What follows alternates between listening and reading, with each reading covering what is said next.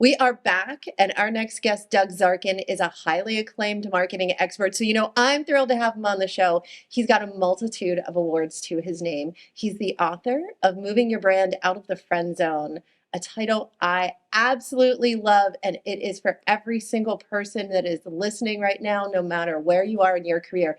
This book is going to help you win at marketing everything. Welcome to Liftoff, Doug. Thanks for having me. It's great to be here. Great to see you. And Doug, you don't know, but I've secretly been stalking you on LinkedIn. And we are connected in the marketing community to so many people that have just been raving about you and about this book. Thank you. I'm thrilled to have you. It's a really small network. Great people who get together can share great thoughts. And the book for me was kind of the culmination of getting great insights from people I've worked with, people that I've admired, and in places that I've been. Yeah, and I love one of the things you have in your book are so many images and examples of real life brands. So it's not just theory, you actually show us where it gets put to use. It's crazy when you ask somebody simple questions like what's the difference between a product and a brand, they will give you a 20-minute answer. Yeah. And being able to take the complexity and make it simple is the start of really finding great solutions. Yeah, so tell me, what are the top 3 most important tips in your book that anybody can immediately benefit? So the first thing is recognizing that consumers make emotional decisions before they make rational choices. So as we think about connecting with consumers, we want to make sure we're talking about them as people and appealing to them as people, not just rattling off a list of different things.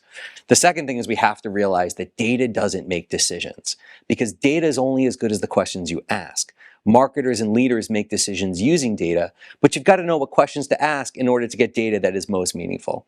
And then the third thing is I like to call it thinking human, which is the idea of treating every customer that walks into your door as if they were your only customer. What amazing experience would you curate if that was the case? Yeah, I love that second point that you said about you need to ask the right questions to get the data, and then you need to use the data to ask the right questions and figure out how to build the brand off of that. I mean, you can't get 5 people to tell you if it's warm or cold outside when the temperature is 60 degrees, but you can ask a question if you do it the right way to get somebody to give you really what they're feeling. And part of knowing how to ask those questions is getting out from behind your computer, get into your brand, experience your brand, engage with your consumers, and then bring that insight back to the boardroom to help you create great strategies. I love it. I love it. So what's an attention-getting statement or a big thought on your subject matter that would make readers take notice of why what you're talking about is so critically important? It's not enough just to be friends. We live in a commoditized like culture.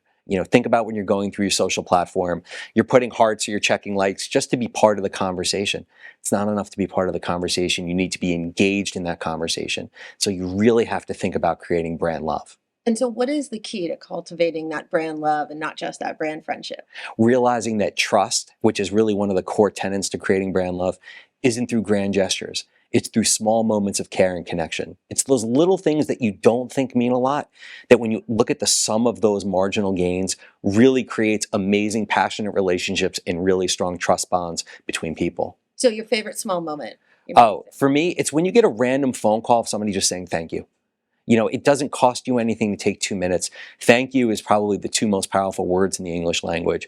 But if you go to a place of business and you get a random phone call or a random handwritten note saying thanks for taking advantage of our product or service, it means so much. So biggest takeaway from the book that everybody needs to know, not a spoiler alert though, what would you say? Biggest takeaway is that today to create long-lasting relationships, you have to play the long game.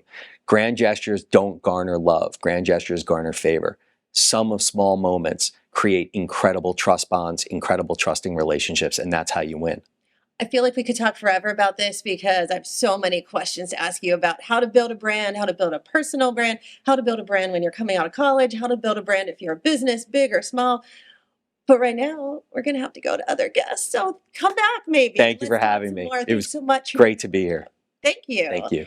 And everybody stay tuned because we are going to be right back as promised.